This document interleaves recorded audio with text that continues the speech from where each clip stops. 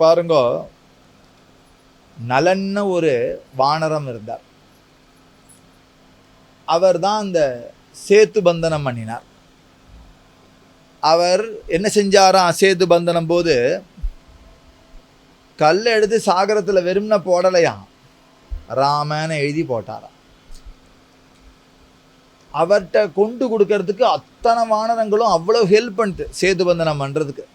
அவளுக்கு பெரிய பெரிய பாறைகளை கொண்டு போனால், அணில் கதை கூட தெரியும். இந்த அணிலும் நம்மளும் இதாக சேவை பண்ணுவோம் சொல்லிட்டு சாகரத்தில் போய் உருளுமா, மேலே தண்ணீராக ஒட்டிக்குமா, நேர மணற்கரைக்கு வருமா, திருப்பி ஒரு உருளுமா, தன் மேலே மணலாக ஒட்டிக்குமா, திருப்பி இந்த 2 கல்லுக்கு பாலம் கட்டின 2 கல்லுக்கு நடுவில் வந்து உடம்ப ஒரு சிலுப்பு சிலிக்குமா, நூண்டு மணல் அதுக்கு நடுவில் ஃபில் ஆகுமா,